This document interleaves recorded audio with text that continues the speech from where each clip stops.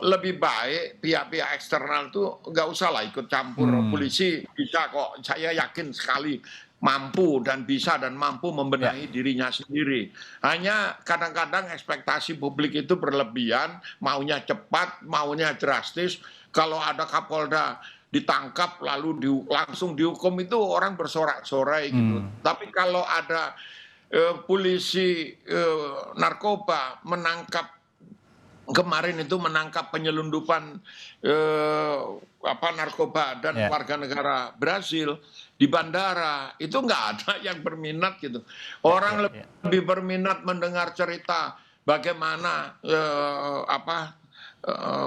Teddy Minahasa ketangkep ketimbang mendengar polisi yang hebat kenapa bisa nelusuri bisa nangkep gitu. Ya, ya, saya dapat Bukan konteksnya. polisi Prof yang Kiki, nangkep. maaf, saya potong sebentar. Ini adalah gambar visual terkini, keadaan terkini. Prof Kiki juga, Kang Asep, di Pengadilan Negeri Jakarta Selatan, ini terdakwa Arif Rahman Arifin ya, sudah memasuki ruang sidang.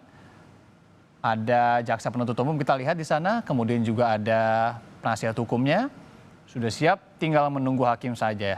Nah, Prof Kiki, saya dapat konteksnya bahwa kemudian saat ini karena perhatian begitu besar melihat sisi negatif begitu ya dari kepolisian saat ini sehingga prestasi-prestasi polisi yang kemudian juga banyak di luar sana ini tidak tersorot. Apalagi beberapa waktu lalu yang juga sempat Kapolri sebutkan ini terkait dengan no viral no justice dan juga sempat menjadi titik berat juga bagi kepolisian untuk kemudian lebih serius menangani aduan-aduan masyarakat.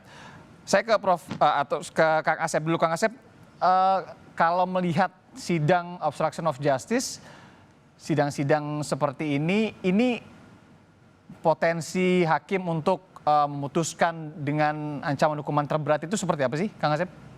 Yang pertama, sekarang ancaman berat atau ringan tuh hakim tuh kan istilahnya strapat itu kewenangan hakim. Pasti hakim berpatokan kepada fakta-fakta persidangan ya. Artinya kejadian uraian dakwaan dibuktikan dengan alat bukti. Hakim tidak boleh terbentuk oleh opini. Hmm, Apalagi pendapatnya Prof. Kiki, pendapatnya Asep, tambah ngawur gitu kan. ya. Tadi menarik. Jadi khususnya di situ. Tapi sebelum itu kalau boleh saya mau ini dikaitkan dengan peristiwa ini teorinya dari guru saya ini Prof. Kiki. Tadi orang Silakan. polisi tidak baik. Hmm, Nah di nah bagaimana tuh ya kalau polisi baik merintahkan polisi yang nggak baik atau sebaliknya polisi yang nggak baik merintahkan polisi baik, apakah di kasus ini yang merintahkan polisi baik atau yang diperintah polisi baik apa nggak baik gitu. Nah itu jadi masalah gitu kan karena nanti apalagi kalau dikaitkan tadi kan kita, penegakan hukum itu kan pengaruh juga dengan masyarakat kan urusan tilang tadi orang lebih senang bayar. Nah apa juga jangan juga ada orang luar. Apalagi kalau dikaitkan tadi pergi bagus senang sekali tuh ada bandar. Oh jangan-jangan ada bandar juga nih di perkara ini. Nah kita buka juga kan.